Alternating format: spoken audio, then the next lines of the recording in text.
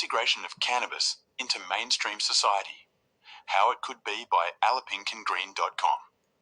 Originally published at highcommittee.co.uk, the 10th of May 2024. Despite the legality of cannabis in the UK, on prescription for a number of years now, far longer still if you include NHS-prescribed products like Sativex, there remains widespread discrimination against patients and ignorance to this legal status. This is in all walks of life, and at this point, particularly ignorance amongst all sorts of authorities seems beyond baffling. But here we are. The mainstream media definitely hasn't been helpful in that discriminatory and downright incorrect pieces tend to be the bulk of coverage for our marvellous plant, and synthetic or synthetically produced cannabinoids are touted as the same thing, which they're certainly not. What prompted me to write this is that I've suffered relatively little discrimination where consumption of my script is concerned.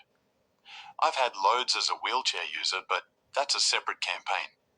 This means I get to see how it could be in a consistently supportive society. I'm blessed enough to live in a local community that not only supports me to safely consume my prescription, but actively supports and helps me and tries to learn more. I virtually never leave my local area because my level of chronic fatigue and other issues make it too hard. And when I go to places, pubs being my choice, it's also dependent on my knowing there's someone there to help me, getting up ramps and stairs, opening doors and so forth.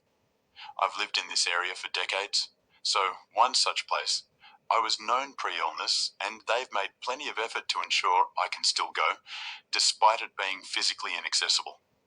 I have a neurological condition and sometimes I have fits, which are largely responsive to cannabis. I also have severe spasms, again, responsive but exhausting, incapacitating, and if I'm honest, deeply unpleasant.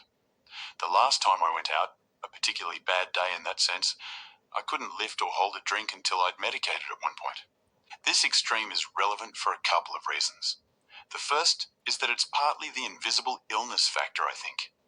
I'm actually prescribed by a psychiatrist now because I've suffered lifelong depression, and oddly enough, becoming chronically ill and disabled didn't improve it any. But the fact is, people trust what they can see. Countless people have told me they didn't believe that cannabis is therapeutic, but seeing my response to it changed their mind. The other reason is that, as I've said, I require a lot of help when I'm very symptomatic.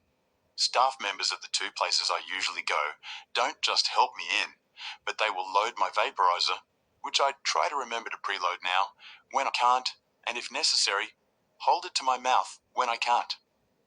They proactively ask me to explain how it works and what they can do, and in places I've gone less often, staff have taken the time to learn and understand the prescription system if they weren't aware of it. Other places I've been to less have often been unaware of cannabis on prescription, but have consistently supported me and taken time to learn and let others know. I'm someone who will always sit outside if they can anyway, but the British weather has more than a say in it. The urgency of my medicinal need for certain symptoms, not all, coupled with my lack of functioning legs, makes going out to medicate impossible sometimes. Usually, in fact. I will if I can, not because I think I should, but because A, I like an easy life, and B, I appreciate that we're still in new territory and people are still getting their heads around this. But if I can't drive my power chair, the exit is a long way, or I'm on a moving train, for instance, I have neither been in a position to go outside nor to ask permission.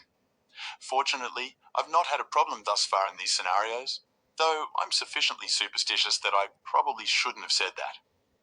Again, the visibility issue must come into play in that if you see someone having a fit and then, after medicating, not having a fit, it's pretty apparent that they're not being frivolous. I do struggle with this in the sense that cannabis is prescribed for a significant number of issues that may well not be visible. You can't tell by looking at a person what they're experiencing.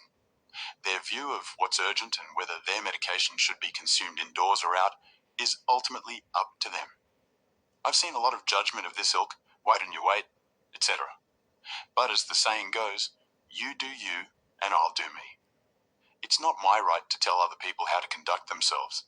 In relation to the smell, which I know is a main concern for many, it's slightly noticeable if you're nearby to others. Lower temperatures, less so I think. But it doesn't hang around. My mum, who I'm around more than anyone when using my vaporizer, says she doesn't notice it. I realise those are extremely unscientific examples of potential passive vaporization, but medicalised or not, in its current guise, being scientific isn't really something that this system can be accused of, I don't think. I will never change my view that private healthcare is a blatant conflict with patient interests. In 2018, an Australian study, published, found no passive absorption of delta-9 tetrahydrocannabinol, THC, for participants administering vaporized cannabis to their patients. This was significantly lower THC levels than you'd find in most strains. So that's a shortcoming, but interesting nonetheless. And the smell of vaporizing cannabis is certainly no more overpowering than some people's body spray, or perfume, or personal odor. So again, society isn't saying it can't tolerate strong smells. It's saying it can't tolerate any, not even strong smells of cannabis. But why? I can't see any other reason than conditioning that cannabis is a bad thing and something to be ashamed of. It's awfully sad to me that there's still so far to go even to achieve a decent prescription system, yet alone legal for everyone to consume, buy and grow. But the thing about challenges is that solutions can be found sometimes. For one, it's taken a while, not least because chronically ill people tend not to be built for speed and probably thought they wouldn't be needing such places, but there's an increase in the number of patient-led events, clubs and lounges specifically for patients and those wanting to learn about the prescription system. There aren't many, but there are some. I think these are great in creating a safe space for patients, but I must confess that it worries me immensely that they might inadvertently be creating a de facto segregation system, where public spaces and the people within them are already unclear or totally ignorant to current cannabis laws in the UK. I fear that the emergence of these events and clubs will lead mainstream venues wrongly concluding that prescription holders must only consume in these areas, rather than their own. A final thought, though, is that where cannabis is concerned in Britain right now, discrimination from mainstream society isn't the only barrier to progress, at least in my view. We touched earlier on the indoors or out dilemma.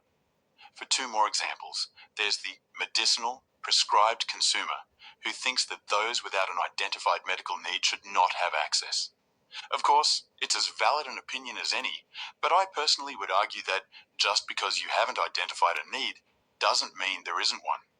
Balancing your endocannabinoid system to prevent or reduce illness seems as good a reason as any, surely. And I don't think a greater need for something is remotely the same as a greater right to it.